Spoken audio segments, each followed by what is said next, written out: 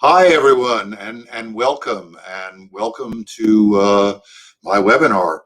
As you probably know by now, I'm Jim Gordon, and I'm absolutely thrilled to have as my guest on this webinar Wade Davis, who's an extraordinary human being who's done work and explored in ways that have informed my life for many years. So I'm going to give you a little bit more introduction to Wade after we finish our 2 minutes or so of soft belly breathing. So let's sit comfortably and relax together and allow our breathing to deepen. Remember, eyes closed will remove external stimulation. Breathing in through the nose and out through the mouth, with our bellies soft and relaxed. Remember, this is a concentrative meditation. So we're concentrating on the breath coming in through the nose and out through the mouth, on our bellies softening and relaxing, and on the word soft as we breathe in, and belly as we breathe out.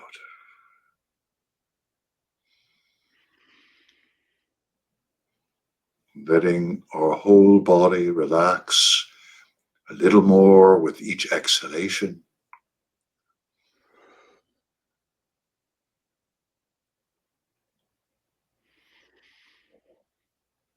If thoughts come, let them come. Notice them, let them go.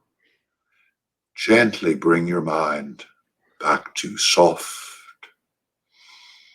belly.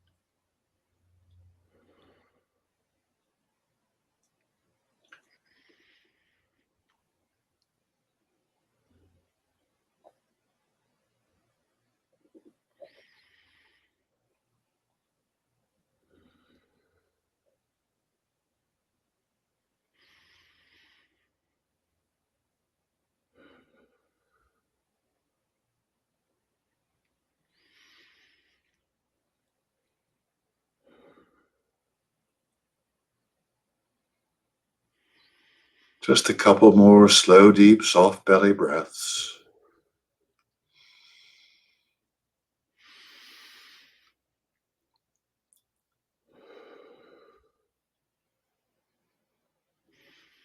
Slowly, gently open your eyes. Let your attention come back in the room, perhaps to us here on the screen. So once again, welcome everyone who's with us. And Wade, it is such a joy to welcome you. We've been aware of each other for probably 45 years. Really funny, isn't it, Jim? Yeah. We both share this very close friend, Andrew Weil, who spoke about you. I mean, the two of you are really the pioneers in this whole movement that now has become the backdrop of our age. So it's just really an honor to be with you, Jim. Well, thank you, Wade, because you've been a teacher for me for many, many years. I've of course heard about you from Andy originally, but then as I began to read your writings, I thought, this is a guy who is opening up new worlds and who is also helping me to see things differently, to see things particularly in a broader context. What we're going to be focusing on today is a couple of recent pieces that you've written and your recent book. The pieces, one is called Unraveling of America, The Unraveling of America, which was in Rolling Stone, I think in August, and which received an enormous amount of well-deserved attention. And then another piece on why anthropology matters, which is much more recent and in science. And then your new book is Magdalena, River of Dreams. So we're going to come back and have some time to look at all of those. First, I want to tell those people who are watching us, read a little bit of your formidable credentials, just a little bit. It says, and it's all true, Wade is a writer, photographer, filmmaker, whose work has taken him from the Amazon to Tibet, Africa to Australia, Polynesia to the Arctic. Truly a citizen of the world, and somebody who has helped to inspire me to be more and more a citizen of the world. He's the explorer in residence at the National Geographic Society, or was from 2000 to 2013. He's currently professor of anthropology and the BC, that's British Columbia, leadership chair in cultures and ecosystems at risk, which I suppose is really all of us in a sense when you look at it, at the University of British Columbia. And he's the author of many, many books, a couple of which were important to me. One of which I've had a particular fondness for is The Wayfinders. So we'll talk about that. But first of all, Wade, tell people, how did you get to be you're kind of a polymath. There are so many things that you do, and you do them very well. And you're so willing to sort of put yourself out there into the world, sometimes into risky and definitely unfamiliar situations. And I think that aspect of who you are is also inspirational. So tell those who are watching us a little bit about how you got to be the adult Wade Davis who's doing these amazing things. Well, Jim, I think often young people look up at individuals like you and me, and they sometimes wonder, how I certainly did when I was young. How do I get to be Gary Snyder? How can I be, illustrious like Dylan Ripley or whoever my heroes were? And we always forget.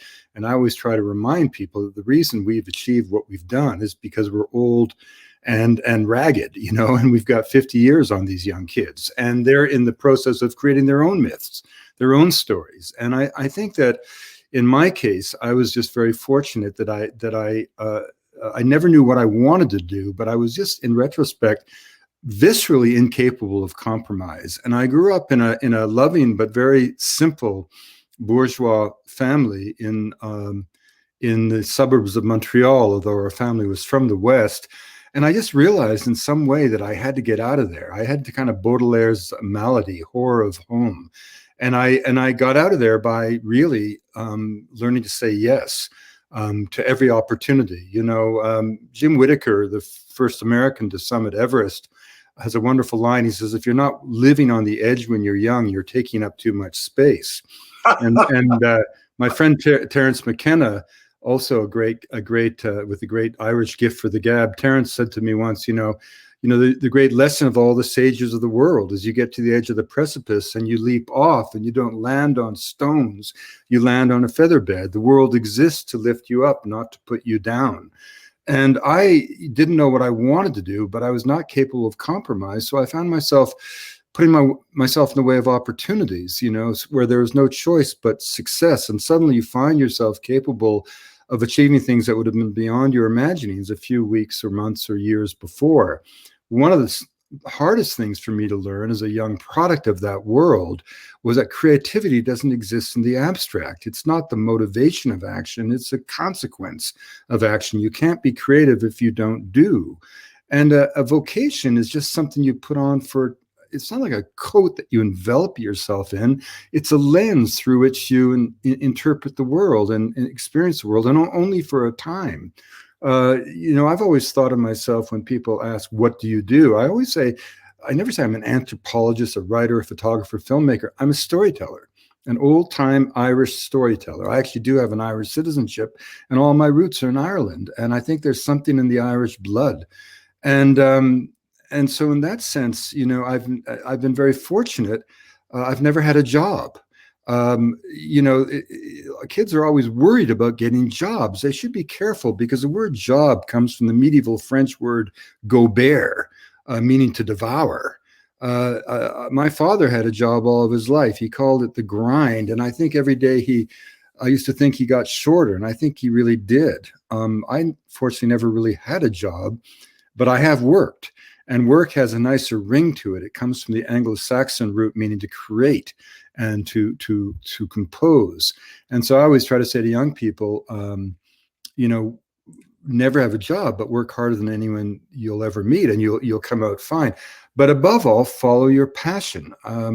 If you don't follow your passion, you'll never succeed. And if you do, and of course, recognize that the greatest creative challenge in a life is to be the architect of that life. We're old enough to know, Jim, that people who become embittered in old age are invariably those who look back on a life of choices imposed upon them.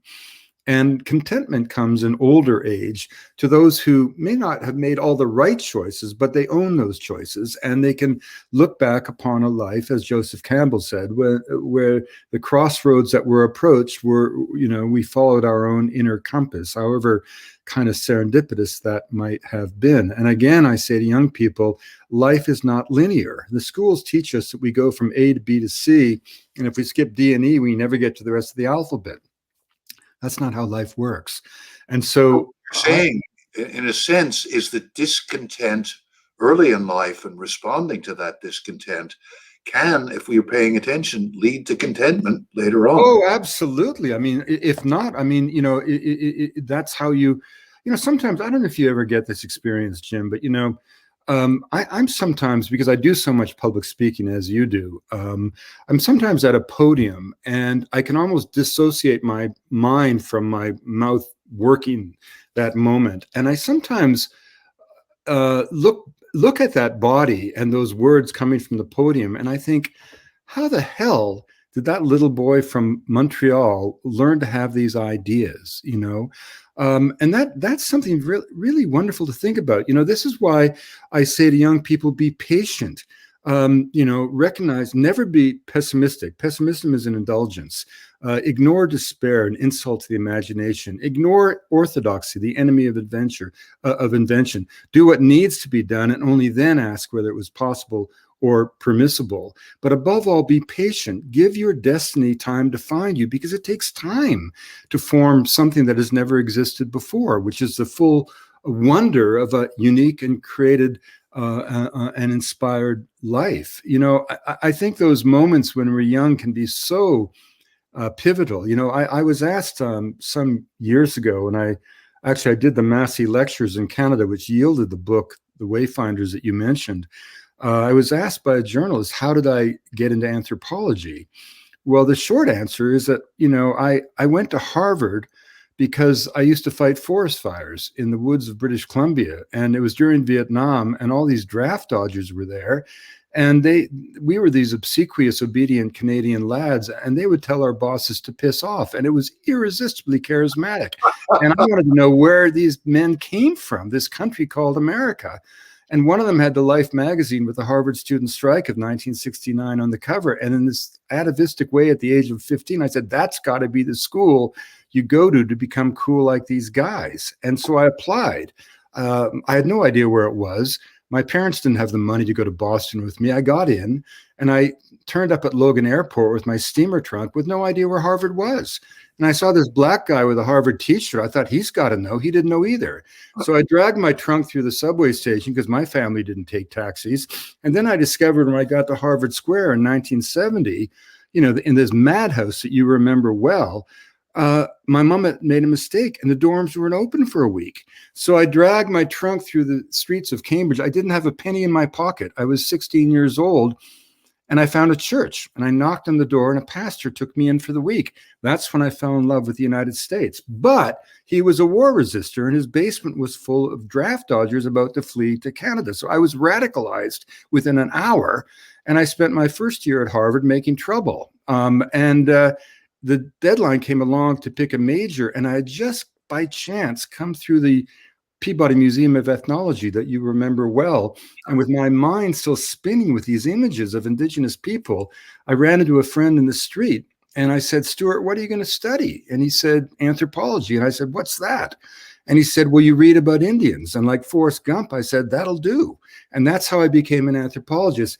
The short story, no, seriously, the other story that's even more, is much more important and much more sincere, is that I grew up in Quebec at a time of the two solitudes, when French and English did not speak to each other. And the commuter community that I grew up in was like stuck like a carbuncle on the back of an old Francophone village that dated to the 17th century. And there was a boulevard, Cartier Boulevard, that literally divided the two worlds. And there was a little shop on the corner where my mom would send me to get milk. And it was owned by an old Francophone couple. And even at the age of 6, I would sit there and look across that boulevard and think, wow, right across that road, there's another religion, another language, another way of thinking. And I wanted to cross that road. And I did, ignoring all the ghosts of bigotry that allowed me to sort of enter the village as a little Anglophone boy. And in a way, Jim, I've been crossing that road as an anthropologist all of my life. It's beautiful because it's a story. If you think about our work, and I know I'm so interested in exploring all the confluences and congruences and the mutual learnings, it's about having a beginner's mind. And you have that. You had that, the little child. All of us have that as little children, and then we tend to lose it. You've managed to keep it. Well, I'll tell you that that's a really profound point you're making, and I've thought about that, and I think when I'm 67 now, I'm as full of energy, as full of optimism, as keen to get on to the next project, the next adventure, the next curiosity as I've ever been. And I think one reason for that is some really great advice I got from my father, who was not a religious man. But he had a profound belief in good and evil. And he used to say to me, son, there's good and evil in the world. Pick your side and get on with it.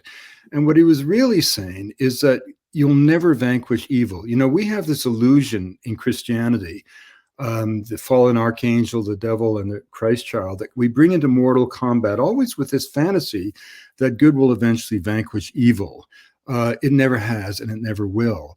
And indeed, if you ask that profound question, if God's all powerful, why does he permit evil to exist in the universe? If you ask that question in medieval France, you are burned at the stake as a heretic. But in the East, that question has a simple answer. When a disciple asked Lord Krishna the very question, if God's all powerful, why does he allow evil in the universe? Lord Krishna said, to thicken the plot. In other words, in the Eastern traditions, we have an idea of good and evil as not really good and evil, but the sense of negative and positive always in some kind of effort to balance. This is the whole idea of the Four Noble Truths. All life is suffering. That doesn't mean that life is negation. It means that shit happens. The cause of suffering is ignorance. That's not stupidity. It's a tendency of human beings to cling to the cruel illusion of our own centrality in the stream of divine existence. And one of the things you learn in the Buddhist path is that the path is a path. It's not heading to any destination. The goal of the pilgrim is not a place, but a state of mind. And when you suddenly realize that you're never going to vanquish evil, you stop trying. And you realize that you'll win some things in life, whether it's an environmental battle or a political battle, an effort to save a desperate people, but sometimes you lose. But that doesn't mean that you stop trying. In other words, if you have this illusion, which is always the trap of ideologues and righteous Puritans of the political left, whose greatest fear is that they'll encounter someone who's actually happy in the world, is that we're going to somehow triumph in this great glory. And of course, that's why Peter Matthewson wrote that anyone who thinks they can really change the world is not only wrong but dangerous. And he had in mind people like Mao and Hitler and Stalin. But the deeper message is that have no expectations, because the purpose of the pilgrimage is not to reach anywhere except a state of mind. And then you, as my dad said, pick your side and get on with it. And if you do mercifully be called to the side of goodness, that doesn't mean you're necessarily righteous, but you're on that side. you just continue to push that wheel of history in the direction that we all hope it will go. I want to take that, what you've just been saying, and bring that up to this present moment, this critical moment, and to the essay that you wrote, The Unraveling of America, which in many ways seemed pessimistic. And how do you see things? If you could tell people a little bit about what you see as happening, and where does the hopefulness come in a rather bleak picture of what's happening in the United States? Well, that essay came out in Rolling Stone in early August, and it what's interesting about that is that I've been asked by many outlets to write about COVID, but I never felt I had anything new to say until I was kayaking around our little island here, and I suddenly had this flash that COVID really wasn't a story of public health or morbidity and mortality, but ultimately was a story of culture. I wrote that piece very quickly, sent it to a friend of mine, Jan Wenner, who loved it and sent it on to his son, Gus, who's now running Rolling Stone. But none of us expected it to hit the nerve that it did. It not only went viral, it had 362 million social media impressions within a couple of months. 5 million people read it on the site. It was the top story of the year for them. And it just had this real impact. But it wasn't really a pessimistic piece. It was more like a love letter to America. It was like a family intervention. And the first thing one has to do, as you all know, with an intervention, is hold the mirror to the loved one to show what they've become. And that's what the piece was really trying to do. I mean, Americans would look into the mirror and see only the image of their own exceptionality. That simply was no longer the case. And with COVID, Americans woke up to find themselves, especially then, that was a low point, with the election still uncertain, Trump still very much in power, finding themselves, ruled by a dysfunctional government, at the helm of which was a buffoon of a president who was advocating the use of disinfectants for treating a pathogen that he intellectually could not begin to understand. And as American public health workers waited for emergency supplies of fundamental goods, swabs, to arrive from overseas, it's like the hinge of history opened to the Asian century. And as an Irish correspondent remarked, there had been many emotions expressed about America since World War II in particular, but pity had not been among them. And this is suddenly how the world was feeling. And I was simply trying to make the point that, empires come and go. Kingdoms are born to die. No one sees their own imminent demise. The 15th century belonged to the Portuguese, the 16th to the Spanish, the 17th to the Dutch, the 18th to the French, the 19th to the British. And the British Empire reached its greatest height in 1935, when we now know it was bled white and bankrupt long before even the Great War. And by then the torch had passed to America. And, I wrote in that piece of what America had been capable of during World War II. I mean, it's incredible to think that in 1940, with Europe ablaze, both Portugal and Bulgaria had bigger armies than the United States. Within 3 years, we had 16 million men and women in uniform. The industrial might of the United States of America, together with Russian blood, saved literally civilization. I mean, to give you an idea of the industrial output of the United States, Jim, for every 5 pounds of equipment per capita, 5 pounds, bullets, blankets, bandages, breakfast, the Japanese Empire of the Sun got to a frontline troop. For every 5 pounds they got, we got 2 tons. Across 13,000 kilometers of sea, we spat out Liberty ships by the hour, B-24s by the hour. We made so much industrial production, we could think without even thinking. We sent 500,000 trucks to the Russians, 500,000 jeeps to the Russians, 1 million miles of wiring, vast stores of aluminum and food. Russian soldiers defeated the Nazis, but they marched into Berlin on boots made in America. It was this extraordinary. And in the wake of the war, of course, America dominated the world's economy. 5% of the population, half the world's economy, 95% of the production of cars. And that allowed for a truce between labor and capital that gave us the economic boom of the 50s, but critically also gave us the middle class and the opportunity for a man to support a family, have a house, a car, and anticipate his own children following him into the factories. And all of that went away in 2 decades of globalization, which every working man could recognize, and woman, was just, capital on the prowl in search of cheap labor, all gussied up with a fancy term. And so in the wake of World War II, also there was this kind of cult of the individual, which gave us great mobility and freedom at the expense of community. And the article was simply trying to say that if we look at ourselves in the mirror, we don't see exceptionalism. We see a place where, individual freedom trumps the safety of children, where by April of 2019, more Americans had killed each other with handguns and died at Normandy Beach.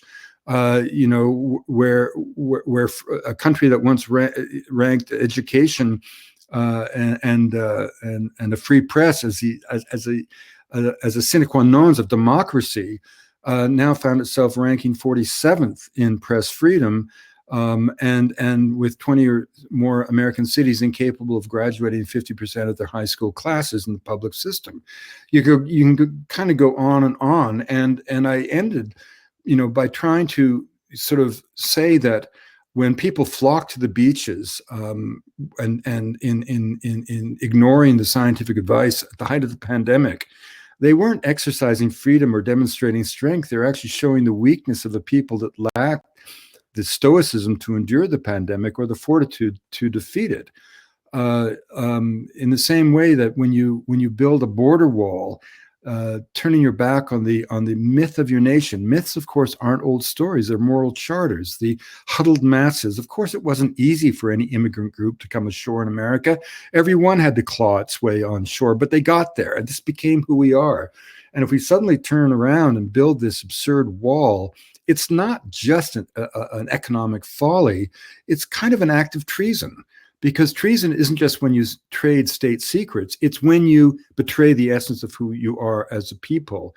And by the same token, decadence comes to a people who are so cavalier about their universal suffrage that they'd be prepared to vote as they did in 2016, a man whose only possible credentials for the toughest job in the world was his willingness to validate their hatreds and rationalize their bigotry. Well, when you cast away your vote in such a circumstance, in a way, it's demonstrating what Oscar Wilde meant when he said the country was the only country to go from birth to decadence without passing through civilization. You don't cast away your vote when you're a growing, dynamic democracy. And I tried, Jim, to compare Canada at that time. And to America's credit, the vaccine rollout and the development of the vaccine is miraculous in the States. I mean, look, before this epidemic and pandemic, the fastest vaccine ever developed was for mumps, and that took 4 years. It's a miracle of science that we have these vaccines. And the rollout in the States has been exemplary. But the actual dealing with COVID under Trump was, as we all know, disastrous. And in July, when cases reached nearly 60,000, which at the time seemed astronomical. Now, of course, we've seen so much worse. But at that time, Canada, in British Columbia, where I live, had but 5 cases of COVID. And we were right up the street from Seattle. We're an Asian city, flights in every day from China. So what was going on here was, what was this all about? Well, a lot of it was our sense of humanity, our faith in our public institutions. You would never have a Canadian prime minister run against Ottawa. It would be seen as a psychotic act. And we're not a perfect society, but we do recognize that the wealth of a society is not the currency accumulated by the lucky few, but the strength of social relations and the bonds of reciprocity that join all of us in common purpose. You know, our healthcare system by design caters to the collective, not the individual, and certainly not the private investor who views every hospital bed as if a rental property. And I tried to explain in that article how social democracies like Denmark and Finland and Canada, Australia, New Zealand, how we work. And it's not like we're socialism light or communism light. We're dynamic capitalist economies, totally entrepreneurial societies, whereby the energy of the society is focused on everybody, right? And I tried to explain that with a kind of allegory from the grocery store. When you go to get your groceries at a Safeway in the United States, there's kind of an economic, social, racial, class, educational chasm between you and the checkout person that's difficult to bridge. And you don't find that in Canada. And the reason is very simple. Safeways are rooted in neighborhoods. And when you go to get your groceries, you may not share the same level of education or affluence with the clerk, but you do share a sense of community as being part of a greater thing than yourself. And you know, as a consumer, that the clerk knows that you know that they're getting a decent wage because of the unions.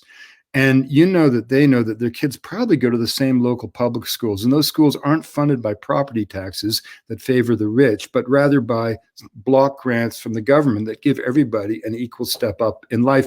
And critically, and most importantly, you know that they know that if their kids get sick, they'll get exactly the same care as your kids and the prime minister's kids. And I'll just end this little passage with a beautiful story for you that I've never put into print.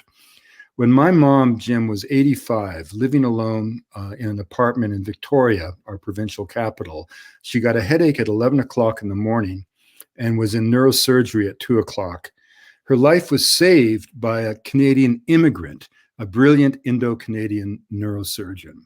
And by the time my sister and I got to the ICU, we noticed there was a little girl in the adjacent bed who had had the same brain aneurysm, saved by the same doctor the same day. And she was a farm girl from Manitoba, surrounded by her Mennonite family. And my sister is a prominent lawyer. And we said, you know, we could have paid for this, but that family would have faced a choice between bankruptcy and the well-being of their child. And the key thing is, in a civilized country, we say that's not a choice that any citizen should ever have to make.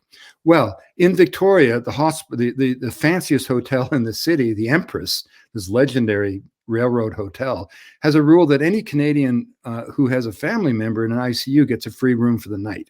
So after we left the ICU, the two families pooled together and we poured down to the hotel, to the Bengal Lounge, this old famous bar. Now, the Mennonites don't drink, so I bought them milk and juice or whatever they wanted. A glass of wine for my sister, a beer for me, and then, Jim, we did a toast. Now, we didn't toast our loved ones who'd survived the day, though they were on our hearts. We didn't even toast this incredible genius of a neurosurgeon who had done the impossible, particularly for my mother at 85. But what we did is toasted our country, because it was our country that had brought us together. And this was the essence of our muted patriotism in Canada, not flag-wrapped jingoistic cant, but a sense of connectedness. We could not have been more apart. Urban, rural, non-religious, religious, east, prairie, west coast, you name it, educational levels. But in that moment, we were all bound together as one, under the grace of a country that had been there for us in our time of needs. And I've never felt a stronger sense of being a Canadian and being a proud Canadian than as we raised our glasses together, these two families saluting the wonder of being lucky enough to be Canadian. It's beautiful. I'm so glad you shared that story. So moving. One of the things for those who are watching us that I'll say to you now, Wade, is that you're a wonderful storyteller, as hopefully our viewers and listeners can understand, that you make these complex human situations, which you describe in detail and analyze, you also make them come alive for the stories you tell. So we're in a situation, you've held the mirror up to the United States, and I think you did that brilliantly. How do we move in this direction of civilization and community that is a community which is essential to civilization? Well, I think it comes down, Jim, it comes down to a single word that crosses all political lines and that is fairness. You know, justice when it comes to race and opportunities and all of that. But I think people fundamentally of all creeds and colors are focused on fairness. And when you have a situation as you do in the United States, which is anomalous in the American experience, don't forget the Americans, in effect, created Social Security, the safety net of FDR that gave so much inspiration, that really gave the truth to the phrase, "There's nothing to fear but fear itself." That was an American invention. And in the wake of the Second World War, as we sort of, I mean, the 50s were not a great time if you're gay, black, or a woman. But in terms of economics, it was kind of a golden age where people, for example, my father-in-law was a famous CEO of Bell and Howell Company, but his salary in the 50s would have been maybe 20 times that of a white-collared staffer. Well, today that discrepancy would be 400 or 500 times. The top 1% control more assets than the bottom 160 million Americans. The top three wealthiest Americans have more wealth than, again, the bottom half of the society. You have a country with sort of these ragged drug laws that serve nobody's interests whatsoever. 50 years after declaring war on drugs, we have more people using worse drugs in more places in worse ways than ever before, such that we actually have in America more individuals with criminal records than college degrees. I mean, these aren't signs of an exceptional country.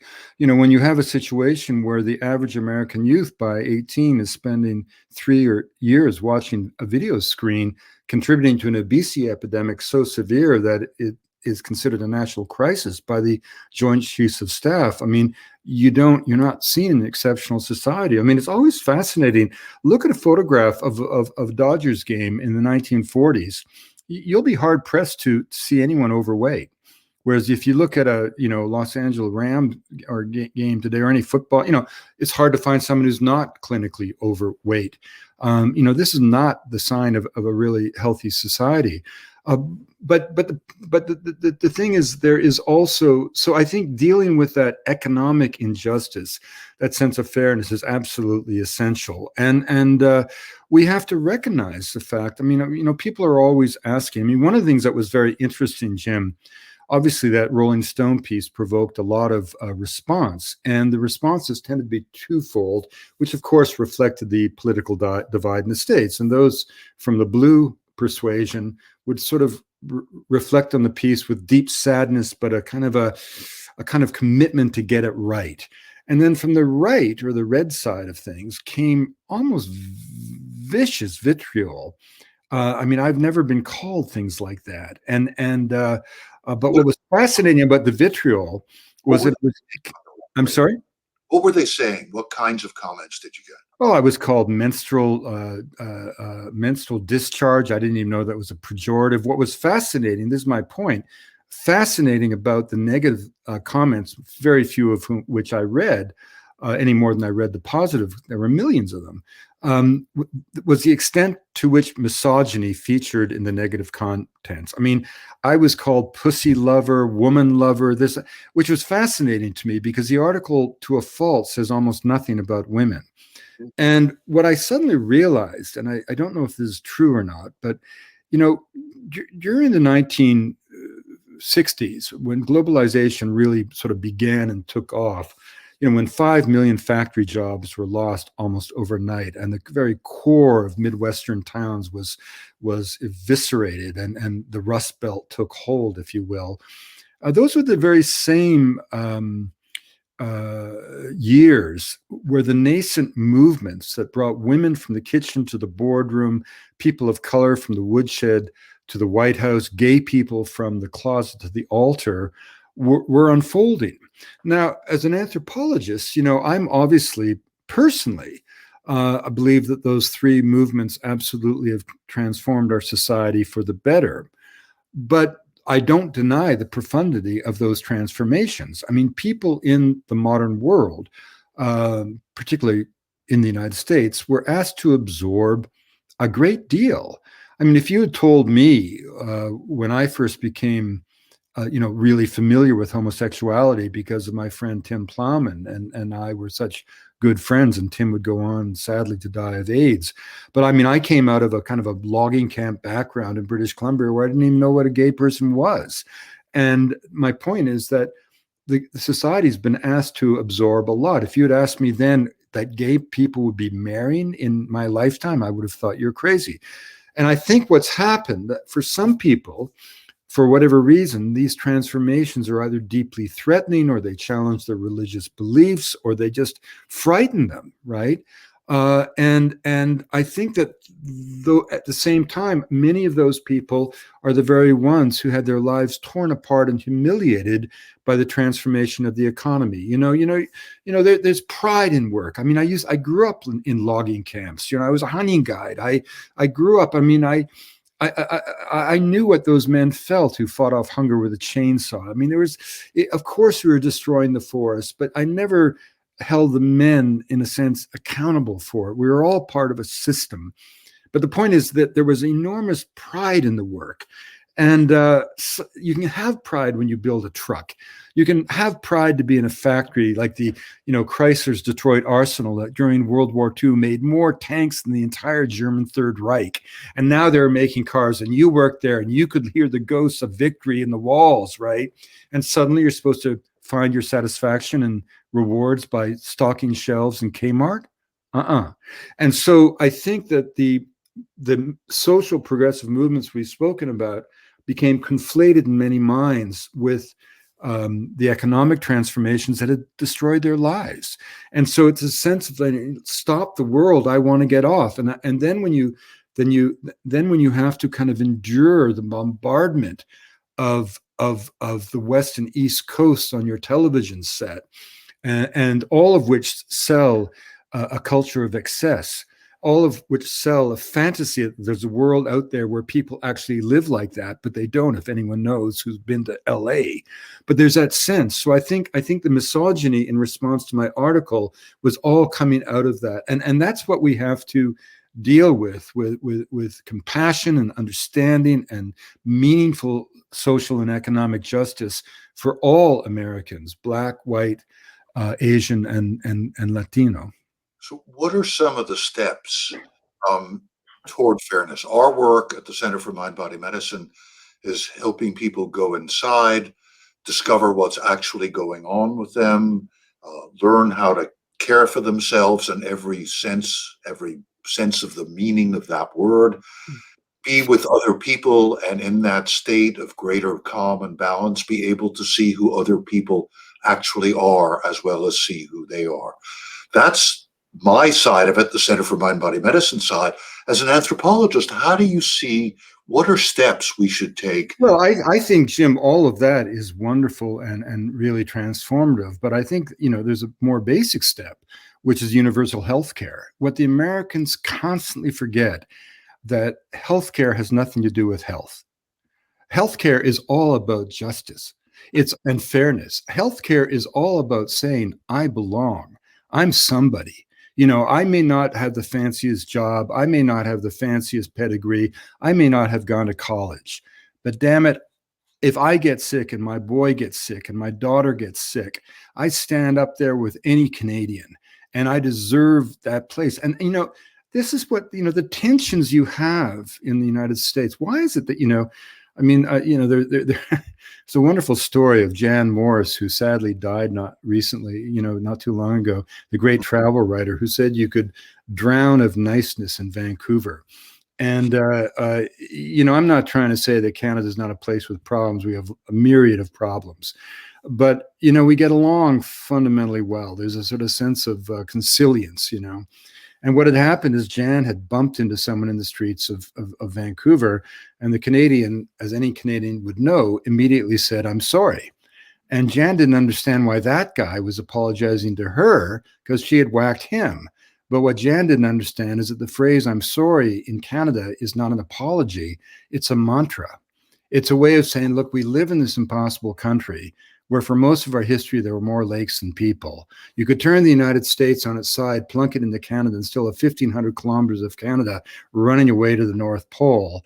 We have to get along with ourselves because the winters are so damn impossible. And you didn't want to whack me, and I didn't want to get whacked by you. So I'm sorry. You're actually apologizing not for to the individual, but for the event having happened.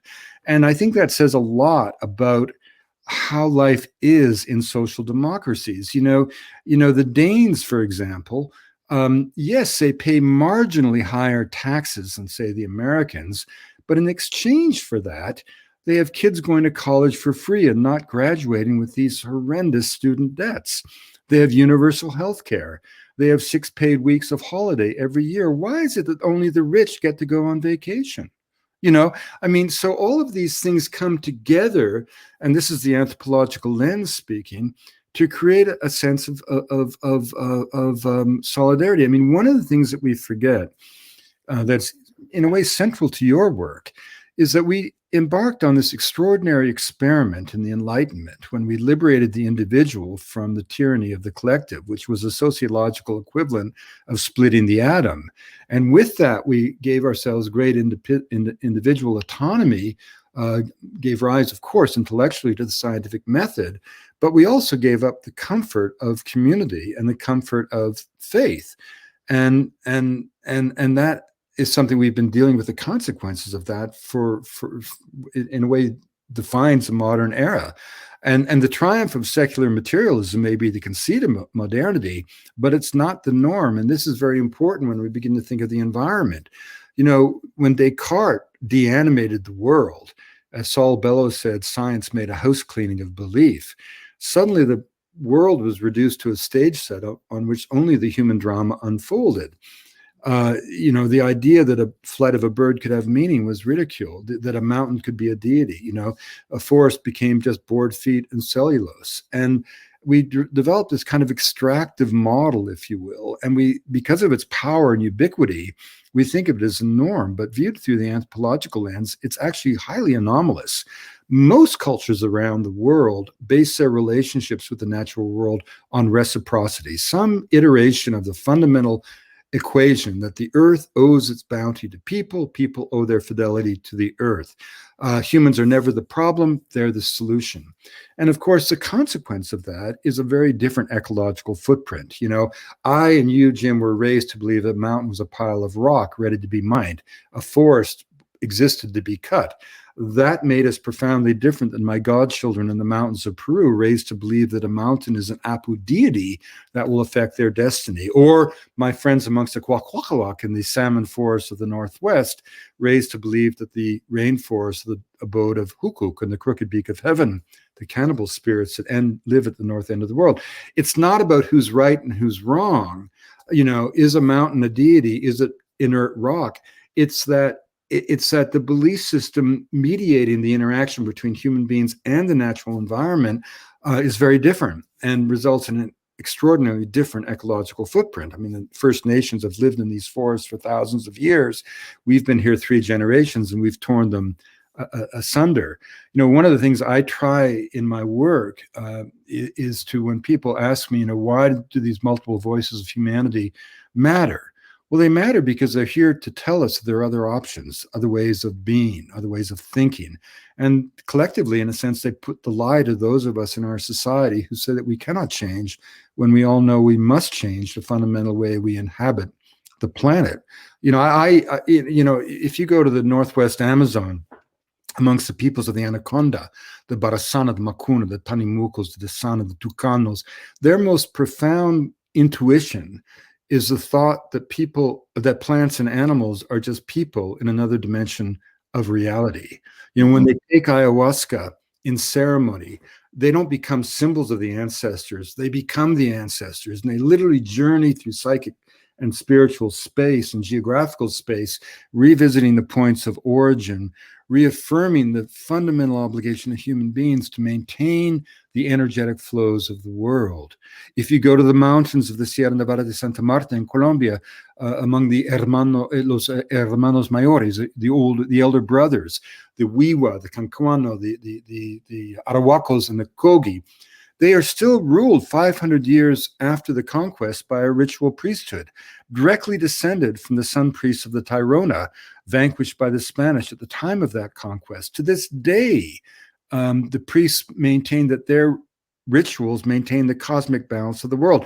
The training for the priesthood involves 18 years of isolation in a shadowy world of darkness where the acolyte sees neither a horizon nor a sunrise and is taught all that time the fundamental idea that their prayers and their rituals maintain the cosmic balance of the world. And after that long initiation, they're taken on a journey to the heart of the world, taken out of the temple and into the sunshine. And they go from the temple to the ice, from the ice to the sea, and back to the temple in this circle of life, this cycle of the divine that allows the priest who has trained them to say, it's like I've told you all these years.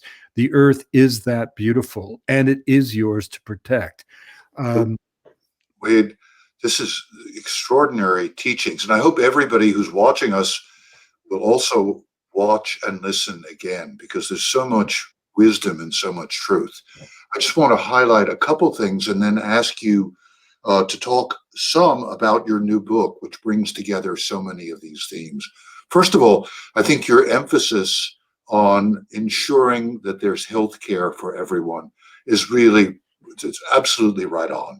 And it's something we need to do and not forget about, because it not only provides something that's essential, it is fair, and it changes the nature of the way we relate to each other as well as to ourselves. The second thing is, I wonder if you have any words for people who are watching about how we can recover or rediscover the kind of connection with the natural world and the spirit of the natural world that you're describing in other cultures. And then I want to move into your... Yeah, well, one thing, Jim, that is so interesting is the psychedelic renaissance. And let's hope that we get it right this time, that the government doesn't clamp down on it. I find it really interesting. And I, you mentioned that Scientific American piece I wrote. And what I was really trying to suggest in a very hopeful way is the role that anthropology has played in creating this new world we live in. And I mention that in the sense that if you look back at the values of our great grandparents when it comes to gender, race, the natural world, not only do we not share those values, in many ways we'd find them morally reprehensible. And yet the social movements that emerged in the 20th century had to come from somewhere. And there had to be something that shattered those orthodoxies, that challenged those fundamental ideas. And what that something was anthropology. When anthropology came along, led by Franz Boas and this extraordinary cadre of contrarians, from Zora Neale Hurston to Ruth Benedict, who famously said the purpose of anthropology was to make the world safe for human differences. Obviously, Margaret Mead and many others. They suddenly were saying, race is a fiction. Gender is fluid. Cultures create their own realities. Men don't make the manners. Men and women invent the manners.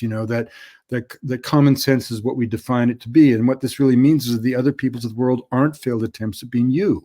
They're not failed attempts at being modern. Every culture is a unique answer to a fundamental question. What does it mean to be human and alive? And when the peoples of the world answer that question, they do so in the 7,000 voices of humanity. Every culture, Boas would say, has something to say. Each deserves to be heard, just as none has a monopoly on the route to the divine. Now, the fascinating thing about this idea of cultural relativism, and today we live in the social landscape of their dreams.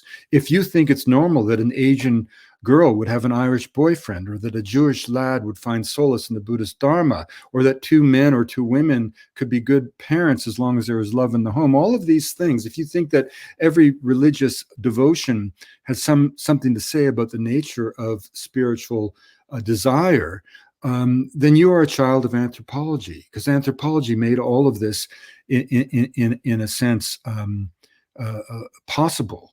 And the fascinating thing, Jim, is that these ideas have been confirmed by hard science, because 80 years after Boas's death, genetics has shown us that the human genome is a continuum. Race really is a fiction. We're all cut from the same genetic cloth.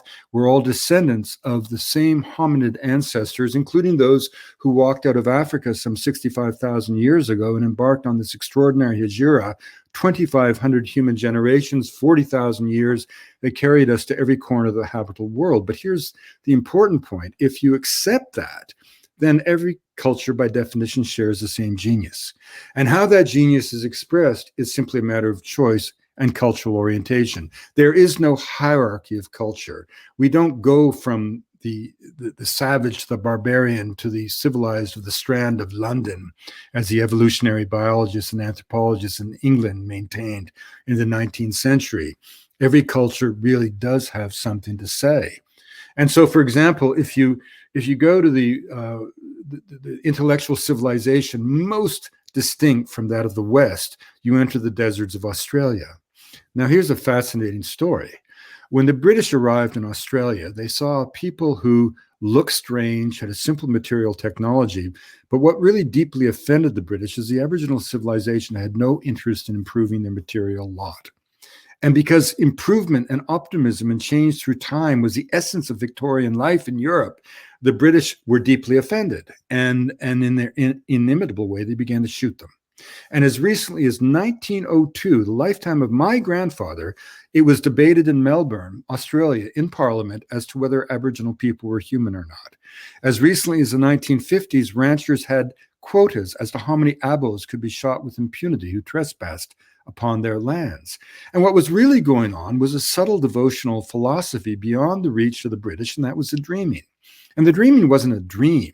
It was the idea that the world at your feet both exists, but is constantly waiting to be born. The purpose of life was not to improve anything, but on the contrary, to do the ritual gestures deemed to be necessary to keep the world exactly as it was at the time of the rainbow serpent. It was a culture not of progress, but of stasis.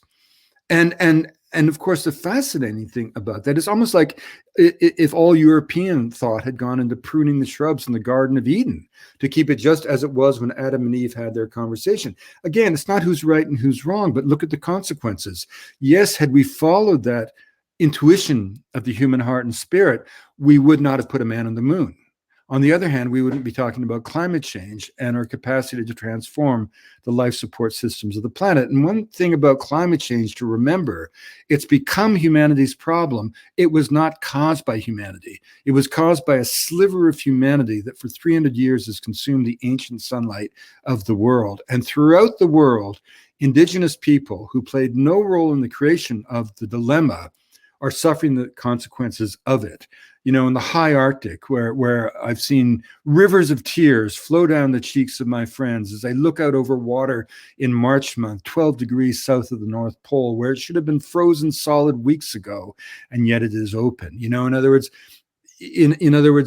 indigenous people are both responding to the crisis ritualistically, but also absorbing the consequences of it in very dramatic ways. So how we don't have too much more time, and I want to make sure that we talk about Magdalena. Mm-hmm. But what advice do you have to the people who are watching or listening to us about how to preserve this world, how to be more connected to this natural world, how to come to what do they need to do to come to their senses? And I mean that in a very literal way. Well, I think, when it comes to culture, you preserve jam, you don't preserve culture. I mean, one of the wonderful things about culture is that, they're always changing, dancing with new possibilities for life. Neither technology nor change threatens culture. What threatens culture is power. We have this sense that these are delicate, fragile peoples destined to drift away from history as if their failed attempts to keep up. Nothing could be further from the truth. In every case, these are dynamic living peoples being driven out of existence by identifiable forces, industrial decisions, egregious policies, ideological impositions, the cult of the modern, the Marxist mania of Beijing. But this is an optimistic observation, because if human beings are in fact the agents of cultural destruction, we can be the facilitators of cultural survival. This is how I remain so eternally optimistic. And your first question, which I completely ran away from, was about how do we get closer to nature? And one of the things that I find interesting and what allows me to be optimistic is the pace of change. Jim, when I was a kid, just getting people to stop throwing garbage out of a car window was an environmental victory. No one spoke about the biosphere or biodiversity. Now these are terms familiar to children. Ever since that vision of the Earth came back to us on Christmas Eve in 1968 from Apollo. But the curious thing is when we look in the recipe of social change that, as I say, took women to the boardroom, took people to the black people to the White House, took gay people to the altar. The one ingredient we expunge from the record is that millions of us lay prostrate before the gates of awe, having taken some psychedelic. And I like to say that I wouldn't think the way I think, I wouldn't write the way I write, I wouldn't treat gay people the way I treat gay people, I wouldn't understand women or the natural world the way I do if I hadn't taken psychedelics. I remember, Jim, as you do, our parents saying, don't take these things, you'll never come back the same. And our poor parents never understood that was the entire bloody point. Exactly. We're going to, so that's one of the pathways to this kind of consciousness. I think so. I think, I'm not trying to advocate the use of psychedelics. And as Andy Weil and you have written, that they only induce a kind of a neutral state of possibility, a template upon which good and bad forces can go to work. And they're no panacea, but taken in the right set and setting, they have a totally transformative potential. And often that potential is connected to an immediate visceral sense of the wonder of the natural world. And in that sense, I think they can be extraordinarily powerful and helpful. I always maintain that no one should be elected to office who can't give us a formula of photosynthesis and acknowledge having taken some psychedelic on the night of a full moon. We're going to have to stop in a few minutes. What I'm hoping is we're going to continue some other time on screen and off screen. But right now, I'd like the question that came to my mind when I first saw the title is Magdalena, River of Dreams, about a river in Colombia. And we had a little conversation before we got on air about the book. I hadn't read it or haven't read it yet, and I will. But tell us why here you are with this sort of very large view of cultural change and of the forces at work. How did you come to write a book about one river in one country? Well, travelers always fall in love, Jim, with the first country they engage that gives them the license to be free. And for me, it was Colombia. And my mother was a humble Canadian woman, but determined. And in 1967, when I was a lad, she told me Spanish was a language of the future. And she worked her butt off all year in a school as a secretary to raise enough money to allow me to join a group of schoolboys that a teacher was taking to Cali, Colombia. Now, in 1968, most of us had never been in an airplane in America and Canada. And the South American destination was very exotic. And many of the other Canadian lads at 16, older than me, succumbed to what the Colombians called mamitis, which is homesickness. But at 14, I felt like I had finally found home.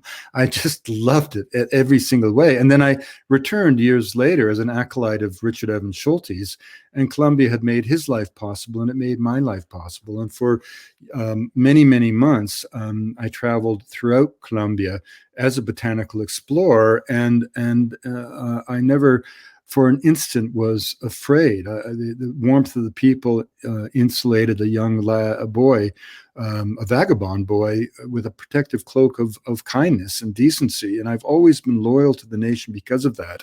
And later, a series of events, I wrote a book called El Rio, or One River in English, which is in part an account of those travels and also a biography of the legendary Richard Evans Schultes, who spent 12 uninterrupted years in the Northwest Amazon of Colombia, traveling down unknown rivers, living amongst unknown peoples, sort of enchanted by the wonder of the rainforest. And the book came out in a very small edition, translated beautifully by a Colombian poet in 2002, a low point in Colombia's fortunes. And you wouldn't think that a book on botanical exploration would create much attention. But it came out when nothing good was being said about Colombia. And suddenly there was this 800-page book of love for the nation. And so for two generations of young Colombians, in particular students, who could not travel because of the violence. It became like a map of dreams, and it took on a kind of a, it's hard to explain. It became a kind of a lodestone for them. And through a series of developments, I was invited to launch a series of books that had been inspired in part by that book, El Rio. And one day, having launched this book on the Amazon, I said to the corporate sponsor, Grupo Argos, and the team of journalists, having done the country landscape, let's do the rivers. And without a hesitation, they said, okay, let's start with Magdalena. Well, I said, let's start with Magdalena, having no idea that it would consume 5 years of my life. And the Magdalena is the Mississippi of Colombia. It's a corridor of commerce. It's a homeland of the majority of the people, the source of the economic wealth. Also, like the Mississippi, the fountain of culture, the source of poetry and prayer and literature and music. And Colombia is said to be the land of 1,000 rhythms. Actually, ethnomusicologists have identified 1,025. And I felt a really strong desire to tell the truth about Colombia, as El Rio had. Here's a country that has suffered so much: 260,000 dead, 7 million displaced, 5 million forced to flee their country, a civil war that has racked the nation for 50 years. But at no time were there more than 250,000 combatants in a country of 50 million people. The entire conflict would never have lasted a day if it had not been for the black profits of the drug trade. In the last year of the peace, before the signing of the miraculous agreement in Havana and later in Cartagena, the FARC were down to 6,000 cadres, mostly teenagers in search of a meal. They made $600 million from cocaine trafficking. Give me the Boy Scouts of Brooklyn and that kind of money, and I can wreak havoc in New York State. And so Colombians, to a great extent, have been victims of a trade that they've played. It's not like they're innocent. Of course, they're entrepreneurial.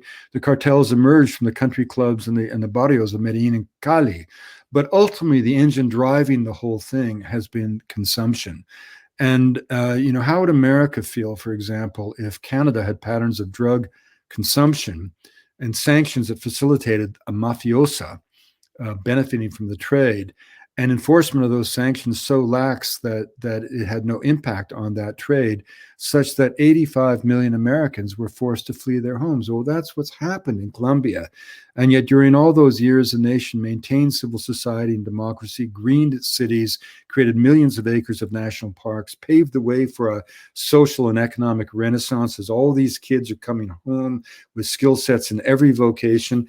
And if you want to understand the truth about Colombia, you only need to know two things. The only fear in going there is you'll never want to come back. And then secondly, look what they did just 2 weeks ago. Look how America has treated refugees at the Mexican border. As recently as October, there were still 525 kids separated from family members, the identity and the location of which was unknown. 2 million Venezuelan refugees have fled the chaos of their country into Colombia, the biggest refugee crisis in the history of the Americas. And what did Colombia do? At a time when, in order to enforce the terms of the peace agreement that cost $45 billion, they needed every penny, at a time when oil prices plummeted, their main source of foreign revenue, they didn't turn those people away. They welcomed them. They housed them, they fed them, they give their kids schooling and health care. And only 2 weeks ago, President Duque gave immediate legal status to every one of those Venezuelan mothers and fathers and grandfathers and grandmothers fleeing the desperate straits of their country. And now they can work and be part of Colombia. No country in the history of the Americas has demonstrated such generosity, kindness, and compassion to a neighbor in need. That's the true Colombia, not the image you have on the TV screen from Narcos and other, films that exploit the cocaine era. Yeah, thank you. And that's the vision of generosity that you're capturing for us, that you're bringing home as a kind of like a cultural, spiritual photographer, bringing us the pictures of Colombia and of many other places and many other peoples about whom you've written. So I'm so grateful that we've had this time to, after all these years, to come together. Me too, Jim. It's been wonderful to be with you. So we're going to sit for a moment, do a little soft belly breathing, and then we're going to close here. And I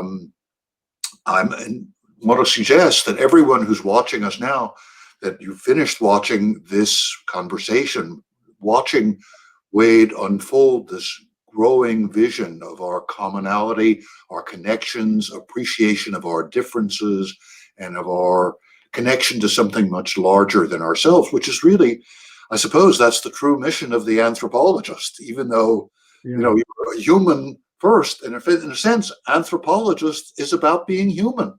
Yeah, anthropology is the antidote to hatred, to nativism, the antidote to the Proud Boys and Donald Trump. So let's sit for a moment, and we will continue this conversation for sure. I recommend that those who are watching us, who've watched us, that I know I'm gonna watch again, because there's so much that you've shared that's so rich, and with so many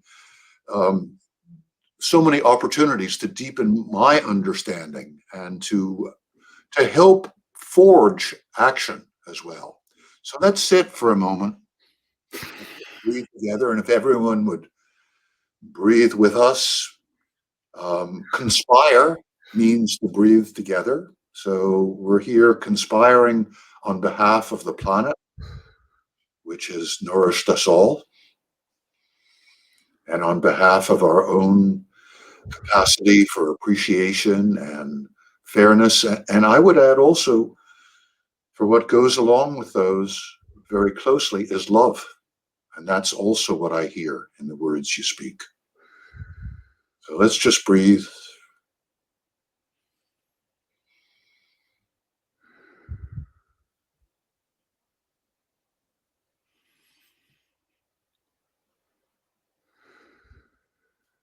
Just relaxing with each exhalation, feeling the connection between the air that we're taking in and the wider world in which the air comes to us, from which it comes to us, and to which it goes.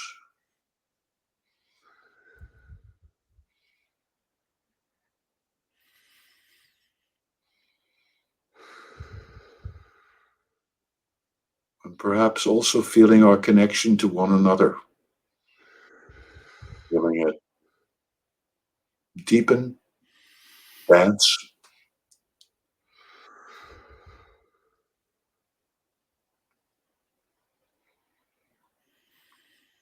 Just a couple more slow, deep, soft belly breaths.